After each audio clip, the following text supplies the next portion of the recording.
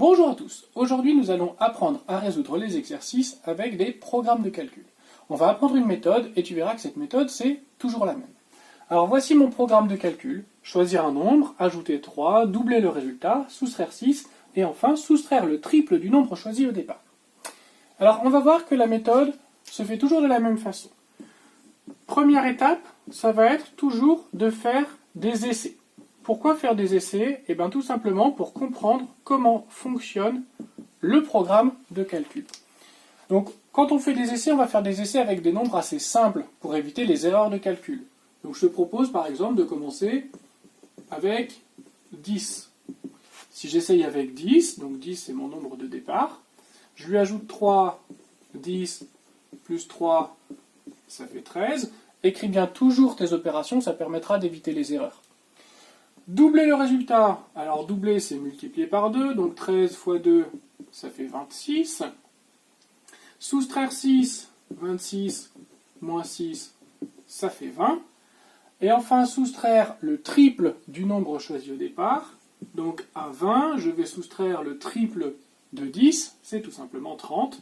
Donc 20 moins 30 ça fait moins 10.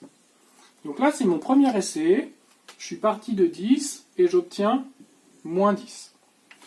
Alors là, il peut y avoir plusieurs hypothèses. Soit j'obtiendrai toujours moins 10, quel que soit le nombre que j'ai choisi au départ. Soit c'est 20 de moins, parce que 10 moins 20, ça fait moins 10. Soit c'est l'opposé. On a beaucoup d'hypothèses. On ne peut pas en être sûr, donc on va faire un deuxième essai. Alors pour le deuxième essai, je vais prendre par exemple moins 5 maintenant.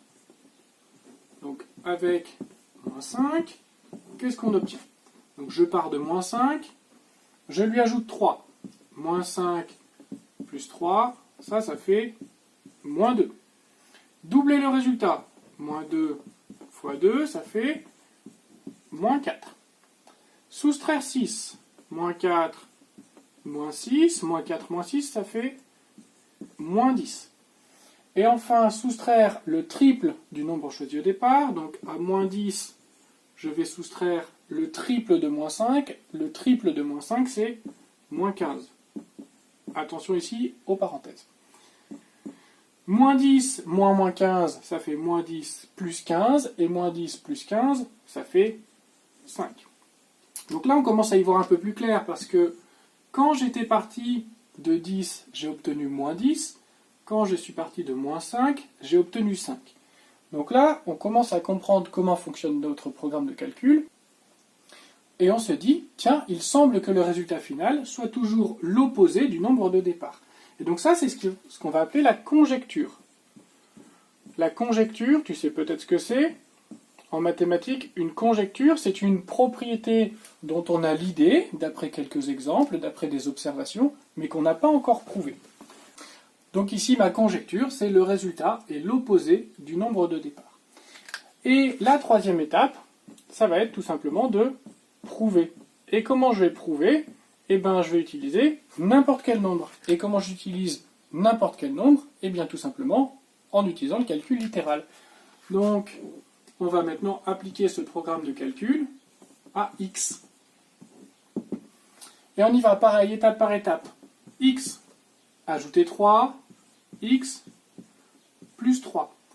Doubler le résultat, je fais ça fois 2. Donc 2 fois x plus 3. Soustraire 6, je reprends ça et je retire 6. 2 fois x plus 3, moins 6. Prends bien le temps de faire étape par étape. Et ensuite, je soustrais le triple du nombre choisi au départ. Donc 2 fois x plus 3, moins 6. Et ça, je lui soustrais alors le triple du nombre choisi au départ, donc le triple de x, donc 3x. Alors ici, cette expression-là, elle traduit le programme de calcul. Elle est strictement équivalente au programme de calcul. Alors je ne sais pas ce que tu en penses, mais cette expression, par rapport à ma conjecture, c'est pas très parlant. Donc qu'est-ce qu'on va faire? On va tout simplement simplifier au maximum cette expression. Et pour commencer, on va faire disparaître la parenthèse. 2 fois une parenthèse, c'est tout simplement 2 fois x plus 2 fois 3. Ici, j'ai distribuer 2 fois x plus 2 fois 3. Moins 6 moins 3x. Ce qui nous fait 2x plus 6 moins 6 moins 3x. Plus 6 et moins 6, ils s'en vont parce que plus 6 moins 6, ça fait 0. Il me reste 2x moins 3x, ce qui fait moins x. Et ça, moins x, c'est bien l'opposé de x. Conclusion, ce programme de calcul peut se simplifier. Le résultat est toujours l'opposé du nombre de départ. Alors, à quoi ça sert ça? Eh bien, notamment dans l'informatique, quand on a un programme, il arrive que des fois, on le complique étape par étape. Et à la fin, on se dit, tiens, mais en fait, ça pourrait être beaucoup plus simple. En une seule étape, je pourrais y arriver, au lieu de faire toutes ces étapes de calcul. Retiens bien surtout la méthode. La méthode en 3 temps. Premier temps, des essais pour comprendre comment le programme fonctionne. Utilise des nombres simples pour éviter les erreurs de calcul. Deuxième étape, une conjecture, c'est-à-dire, tiens, mon programme semble faire ceci. Pour la conjecture, c'est toujours des choses très simples qu'on attend de toi.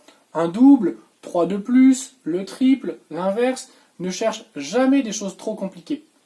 Et enfin, prouver. Et pour prouver, on utilisera la lettre X. On va traduire le programme de calcul avec la lettre X, simplifier l'expression et observer notre conclusion finale. Maintenant, à toi de t'entraîner, à toi de jouer.